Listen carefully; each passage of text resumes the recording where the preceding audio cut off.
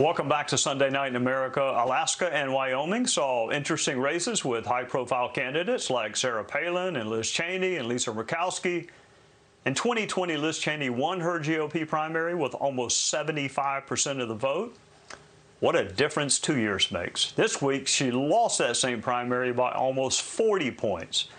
That battle is over, but the D.C. media is speculating that Ms. Cheney may run for president in 2024. Meanwhile, in Alaska, former governor and vice presidential candidate Sarah Palin advanced to the general election. So, too, did Senator Lisa Murkowski, who will face off against Kelly Tshibaka, who has been endorsed by President Trump.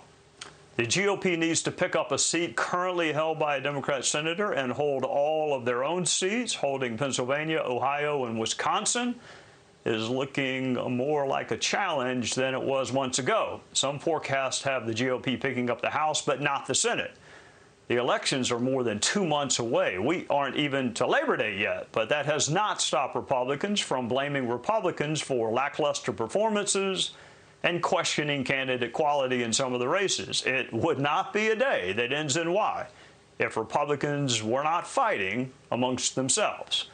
Let's talk to one of the best political forecasters and minds in all the country, former White House Deputy Chief of Staff and Fox News contributor Karl Rove. Welcome to you, Mr. Rove. Well, let me start with this. Senator McConnell received a lot of attention for what he said this week about GOP candidate quality, but honestly, Karl, privately, I've heard from others who are wondering whether the GOP still has a chance to take the Senate. What do you think? Well, it does, but it's an uphill fight. Well, first of all, we got 21 seats up. The Democrats have got 14. We're playing defense in Wisconsin, though I'm feeling pretty good about Ron Johnson's chances. Pennsylvania, an open seat left by the retirement of Pat Toomey. That's going to be a horse race right to the end. North Carolina, where Ted Budd is running for the open seat being vacated by Richard Burr. That race is looking better and better. Florida, where Marco Rubio is not going to take his opponent for granted at all. And then Ohio, where we've had a candidate who won with about less than a third of the vote in a 5 or 6 person primary and has been able to raise money. But McConnell, despite the fact that the candidate in question, J.D. Vance, attacked McConnell relentlessly during the primary, Senator McConnell is riding to his rescue, having just reserved $25 million in advertising time. But the Republicans, you're right, they've got to hold these, because if they hold these and pick up one, they control the Senate. If they lose any of these, they now have to pick up 2. And candidate quality does matter. We now know that there are three races, Nevada, Georgia, and Arizona, which everybody thinks are in play. But we also have a couple of other seats that Democrat-held seats in New Hampshire, Colorado, and Washington State, where the candidates could be able to pull off an upset. The Republican candidates could, if the environment is good by the time we get around to November, to the November election. All right, Karl, the word genius has been used in connection with you, that you're a political genius. That word has never been used in connection with me or in that or any other setting. But this is the way I look at it. Most Americans think the country's on the wrong track. Prices are still high. Crime is high. The border is still an issue. So with all those tailwinds, why is it even close with Republicans? All they got to do is pick up one net seat. Why is it even close? Well, first of all, we had some really good candidates who decided not to run, in large part because they were opposed by President Trump. If Governor Ducey of Arizona was running, we would be in great shape in Arizona. Same in New Hampshire with Governor Chris Sununu.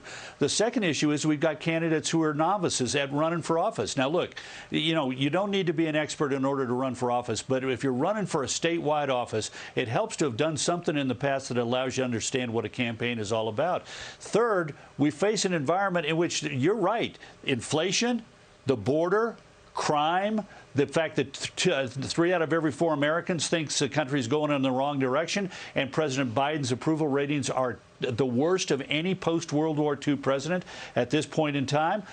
Those are all working for us. But what have we spent the last 2 weeks talking about? We've spent the last 2 weeks talking about how President Trump took 25 boxes of material, including a number of at least 11 packets of classified material from the White House in violation of the Presidential Records Act of 1978 faith that says those don't belong to him.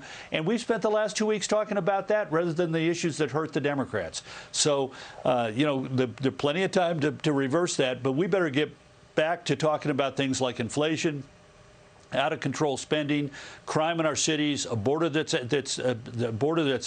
open along the southern part of the United States, strong national defense, values, conservative values. All these things are important, and we ought to be talking about them instead of what we've been talking about the last 2 weeks. All right, Karl, you put your finger on something. I mean, the D.C. media is obsessed with President Trump. I mean, he's not the president anymore, and he still dominates the news. So if you're a candidate, particularly a first-time candidate, because we have a number of those, how do you have the discipline to not take the shiny object, which are all the questions you're being asked, and talk about what you just laid out, which is the country most people think ain't doing so well? Right. Well, that's why you need to have a positive, optimistic vision that says, you know what, we've got challenges, and here's what I intend to do about them. And we're having some candidates who are doing that with success. Adam Laxalt in Nevada came to the Texas border. Senator John Cornyn hosted him and arranged for him to visit with a lot of people, including a lot of Democratic local elected officials along the border who told him what was going on along the border. And he went back to Nevada and laid out a plan to help strengthen the southern border. He's about ready to do the same thing on a couple of other issues. So if a candidate gets out there and lays out what their vision is and says, you and I both agree, you, Mr. and Mrs. Ordinary Citizen, and I agree, the country's going in the wrong direction and we need to turn it around. And here's what I want to do to fight inflation, to get the government under control, to get the border secured, to crack down on crime, to make certain that the values that made America great are respected and strengthened. That's the kind of winning message. But you got to go out there every single day with a plan to lay it out and then execute that plan. Karl Rove, I could listen to you all night. I hope you'll come back on before the elections because we need your expertise. Thank you for joining us on a Sunday night. Trey, thanks for having me. Honored to be with you. Yes, sir. Hey, Sean Hannity here. Hey, click here to subscribe to Fox News YouTube page and catch our hottest interviews and most compelling analysis. You will not get it anywhere else.